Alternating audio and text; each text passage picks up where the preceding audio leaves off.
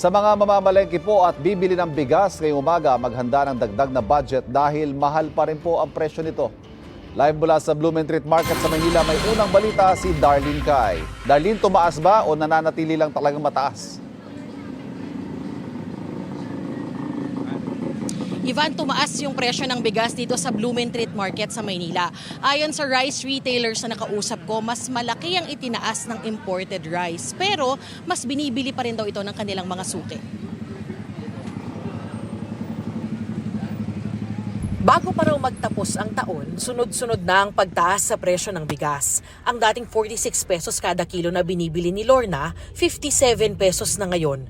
Kaya nagtaas na rin siya ng presyo sa kada takal ng kanin sa kanyang karinderya. Siyempre magtataas ka rin, hindi yung 10 ginawa namin 12. Iaano pa sa mga suki mo na o nagtaas ang bigas. Alam din naman nila na tumaas, okay lang din sa kanila. Ganyan din ang sabi ni Jonathan na namimili rin para sa karinderya.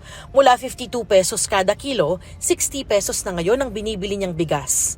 Tinataasan na lang namin yung presyo nung Magkano dati? dating 10, ngayon 15 na.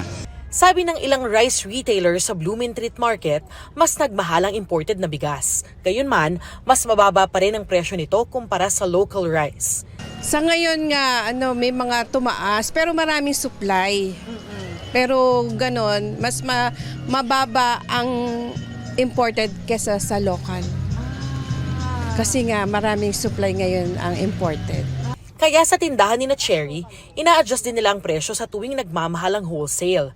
Tumutumal daw tuloy ang benta. Naka-apekto din yun kasi wala na kami mabentang mababa eh. So ang sales mo bumababa na, wala nang ganong bumibili, di ba? Ang mga tao nagtitipid na nga eh. Ang ibang rice retailer tuloy, talaga raw iniiwasang magtaas ng presyo. Sinasalo na lang daw nila sa puhunan hanggat kaya.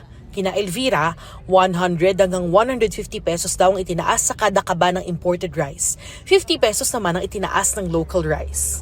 Pero hindi kami makapagtaas talaga sa buyer muna.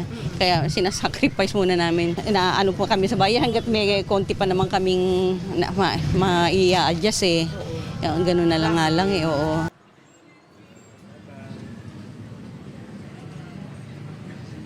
Ivan, nauna nang sinabi ng Department of Agriculture na may paparating ng imported rice dito sa ating bansa. Pero dahil mataas pa rin talaga yung presyo sa international market, hindi raw maasahan na mararamdaman yung malaking pagbaba sa presyo ng bigas sa mga pamilihan. Yan ang unang balita dito sa Maynila. Ako po si Darlene Kai para sa GMA Integrated News. Kapuso, para laging una ka sa mga balita, bisitahin at mag-subscribe sa GMA Integrated News sa YouTube. Sa mga kapuso abroad, samahan nyo kami sa GMA Pinoy TV at sa www.gmanews.tv.